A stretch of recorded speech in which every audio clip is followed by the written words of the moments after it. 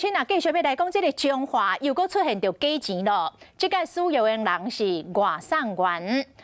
园林警察分局接到报案，讲外送员送餐来，摕500块护照，事后伫咧走回来的钱内底，发现2张100块的假钱。啊，讲其他的分局嘛接到报案，所以警方就组一个专案小组，抓到这个专门找人100块假钱的外送员。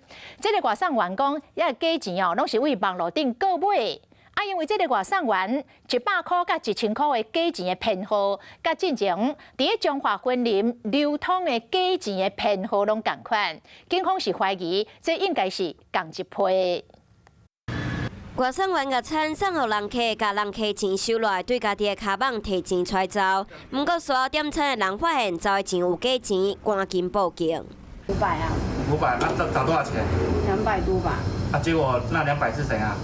就假钞啊！收到假钱的毋但这件，最近中华卫生分局拢有民众叫外送收到假钱，所以成立专案小组，抓到这位用假钱省来的外送员。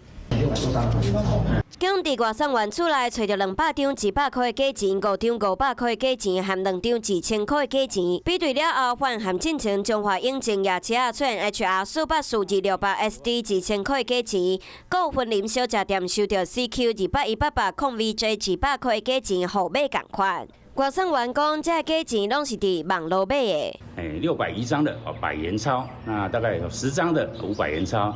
那另外，因为购买的量大，那该网络还赠送他2张1000元的一个伪钞，拢是伫网络买的，互买各同款，而且拢有7头米啊钞票的印仔。经初步研判，这假钱应该拢是同一批。嘛公布进前较少的500块的假钱，号码是 TR66308-VA。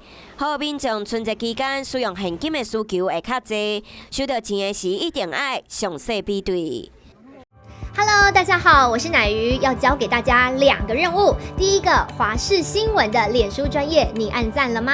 还有华视新闻的 YouTube 频道，赶紧订阅起来，还要记得按赞，开启小铃铛哦。